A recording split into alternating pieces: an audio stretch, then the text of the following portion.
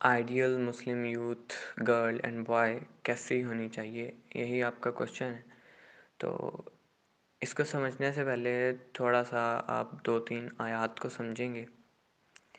اللہ تعالیٰ نے قرآن پاک میں جو پچھلی امتوں کی گمراہی کی وجہ بتائی، ان کی خرابی جو بتائی نا، وہ اصل زیادہ تر پچھلی امتوں کی یہی تھی کہ وہ فرقوں میں بٹ گئے اور اللہ کے دین کو انہوں نے حصوں میں بانٹ لیا. اور اللہ تعالیٰ نے پھر سورہ ال عمران میں مسلمانوں کی تنبیہ بھی کی کہ تم ان پچھلی امتوں کے جیسے نہ ہونا، تم ایک ہی ہو کے رہنا، تم فرقوں میں نہ بٹ جانا. اور پھر اللہ تعالیٰ نے جو ہے سورہ الانعام میں آپ صلی اللہ علیہ وسلم سے مخاطب ہو کے فرمایا کہ اے حبیب، ان کو کہہ دو کہ تمہاری پیروی کریں، یہی سیدھی راہ ہے، اور رستوں پر نہ چلیں جو متفرق رستے ہیں، ان پر نہ چلیں. ٹھیک ہے، کیونکہ یہ اب میں مفہوم بتا رہا ہوں کہ ان رستوں پر چلنا جو آپ کے رستے نہیں ہیں، وہ ان کو گمراہی کی طرف لے کے جائے گا.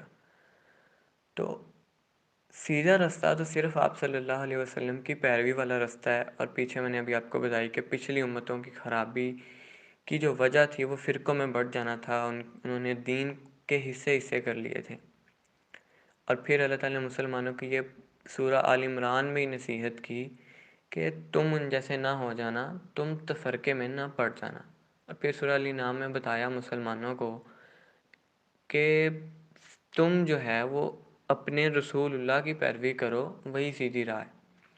اور پھر آگے جو ہے اللہ تعالیٰ نے سورہ ابراہیم میں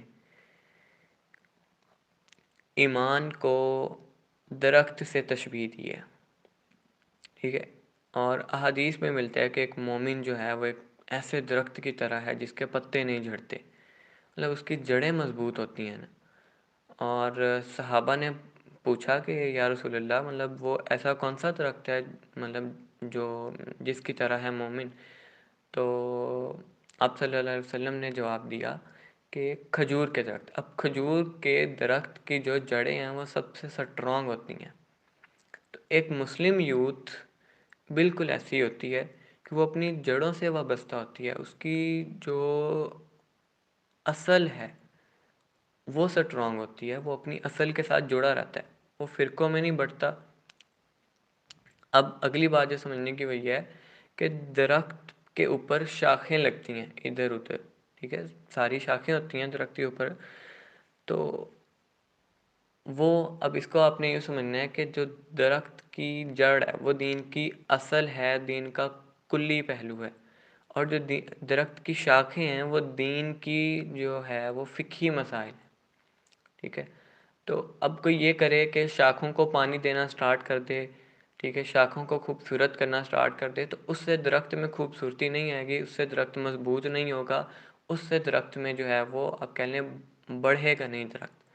لیکن اگر آپ درخت کی جڑ کو مضبوط کریں گے، اس کو پانی دیں گے، اس کا خیال رکھیں گے، مطلب اس کو پراپر کھاد وغیرہ بھی دیں گے، سارے اس کی نیوٹریشن اس کو دیں گے، تو پھر وہ درخت بڑھے گا، اس کی شاخیں آٹومیٹیکلی پیاری ہو جائیں گی، اس درخت کے اندر نکھار خود ہی آ جائے گا.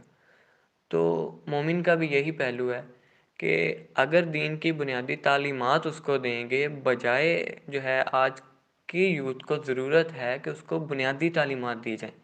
فقہی مسائل میں بہت الجھ کر رہ گئی ہے یوتھ، اور اس میں الجھنا ہی نہیں چاہیے. یہ اللہ تعالیٰ نے قرآن پاک میں بتایا ہے، اور ڈفرینٹ احادیث سے آپ صلی اللہ علیہ وسلم نے ہماری گائیڈ جو ہے ہمیں گائیڈ کی ہے.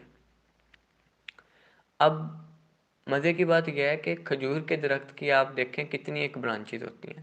ٹھیک ہے، پھر ان کے ساتھ آپ کو پتہ ہے کھجوریں لگتی ہیں.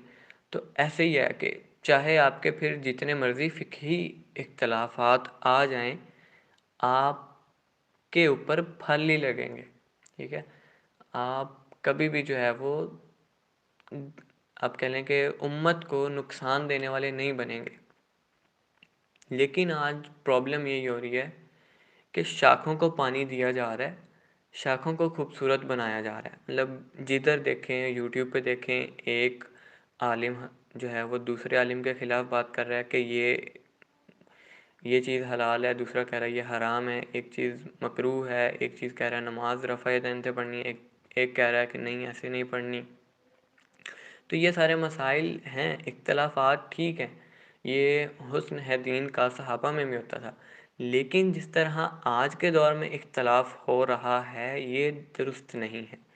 ٹھیک ہے، یہ شدت پسندی ہے اور یہ گمراہی ہے. ٹھیک ہے، تو آج کی یوتھ کو اس سے بچنا چاہیے، اس کو شدت پسندی کا راستہ چھوڑ کے، اس کو شاخوں کو چھوڑ کے اس کو اصل پہ فوکس کرنا چاہیے. دین کی جو بنیادی تعلیمات ہیں، جس طرح نماز فرض ہے، اس پہ تو کسی کا اختلاف نہیں ہے، تو اس کو وہ تو پڑھنی چاہیے.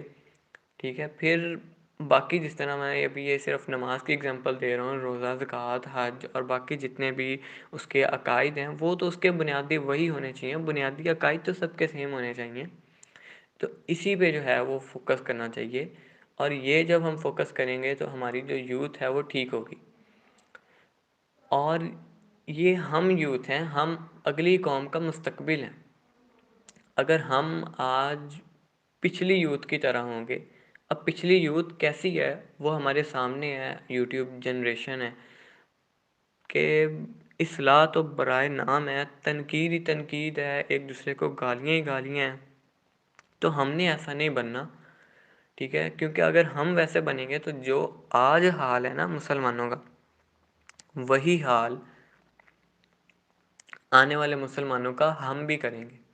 تو آج ہمیں اس چیز کو بدلنے کی ضرورت ہے، ہمیں اس چیز سے نکلنے کی ضرورت ہے کہ ہم اپنے بڑوں کی طرح نہ ہوں، ہم اپنے کلچر میں انڈلج ہو کے اپنے دین کو نہ بھولیں، بلکہ ہم اپنے اصل دین پہ کاربند رہیں، اپنی تمام دین کی تعلیمات پہ کاربند رہیں، اور جو اختلافی مسائل ہیں، ٹھیک ہے، وہ خود ہی ٹھیک ہو جائیں گے، وہ ان میں خود ہی اعتدال پسندی آ جائے گی. تو ہم ٹھیک ہوں گے تو پھر آنے والی یوتھ بھی ٹھیک ہوگی، کیونکہ ہم نے ہی کل کو بڑے ہونا ہے، ہمارے ہی کل کو بچے ہونے ہیں، تو ہم نے ہی اپنے بچوں کو ٹرین کرنا ہے. تو اگر ہم اپنے بچوں کو پچھلی یوتھ کی طرح ٹرین کریں گے، جس طرح پچھلی جنریشن، تو پھر جو آج حال ہے مسلمانوں کا اس سے بھی بدتر ہوگا. تو آج کی یوتھ کو یہ بات سمجھنی چاہیے کہ آپ پہ مسلم امہ ڈیپینڈ کر رہی ہے. ٹھیک ہے، آپ اور آج کی مسلم یوتھ بالکل مطلب کیا ان کا نہ کوئی ویژن ہے، نہ کوئی پرپز ہے، جبکہ ہماری ہی جو ایجز ہیں، ان ایجز میں صحابہ کرام تو جو ہے وہ آپ کہہ لیں فتح مکہ کے لیے گئے ہوئے تھے. ٹھیک ہے، بہت سارے صحابہ ایسے تھے، اور ہماری ایجز میں آپ دیکھ لیں کہ صحابہ نے کوئی اپنا ایک بڑا زبردست دین کا کام کر گئے تھے. اور آج کے جو یوتھ ہے وہ ایسی ہے کہ مطلب بالکل چھوٹی سائیکالوجی، بالکل چھوٹا ظرف، بالکل یعنی وزڈم ہی نہیں ہے. تو آج کے یوتھ کو اپنے اندر وزڈم ڈیولپ کرنے کی ضرورت ہے، ظرف ڈیولپ کرنے کی ضرورت ہے، ویژن بڑا کرنے کی ضرورت ہے. ٹھیک ہے، چھوٹے چھوٹے مسائل پہ لڑنے کی بجائے ایک بڑے مسئلے کو دیکھنا چاہیے. مسلمز آپس میں لڑنے کی بجائے کفار کے خلاف جب ہوں گے اکٹھے تو پھر ہی جو ہے وہ دین اسلام بھی آگے جائے گا. لیکن اگر مسلمان آپس کی لڑائی میں پڑے رہیں گے تو پھر تو کفار جیسے آج مسلمانوں کو یرغمال بنایا ہوا ہے، فلسطین میں جو حال ہے، شام میں جو حال ہے، وہی ہر جگہ ہو جائے گا. پھر تو وہی ہوگا کہ آپ کو اب تو چلو پھر آپ نماز پڑھ لیتے ہیں جیسے مرضی رفع دین کے ساتھ یا رفع دین کے بغیر، ہر بندے کو آزادی ہے. لیکن اگر کفار ہم پہ مزید تھوڑا سا غالب آ گئے تو پھر فلسطین والا حال ہوگا کہ آپ کو مسجدوں میں جانے کی اجازت ہی نہیں ملے گی، آپ اپنی نمازوں کو ہی بھول جائیں گے. اب تو پھر پڑھ لیتے ہیں، تب آپ کو نمازیں پڑھنے کو ہی نہیں ملیں گی. تو اس لیے چھوٹے چھوٹے مسائل پہ لڑنے کی بجائے بڑے مسئلے کی طرف فوکس کرنا چاہیے. تو آج کی یوتھ کو لاسٹ مطلب کنکلوژن ہے کہ ایک تو یہ کہ ویژن ہونا چاہیے، پرپز ہونا چاہیے. ٹھیک ہے، مسلم امت ہیں آپ، اور پوری امت کی ذمہ داری ہمارے اوپر ہے، یہ سمجھنا چاہیے یوتھ کو. ٹھیک ہے، اور اس کو اپنے فضولیات کو چھوڑ دینا چاہیے. یہی یعنی یوتھ کا میسیج ہے اس کو اپنی اصل کے ساتھ وابستہ ہونا چاہیے تاکہ آنے والی یوتھ ٹھیک ہو.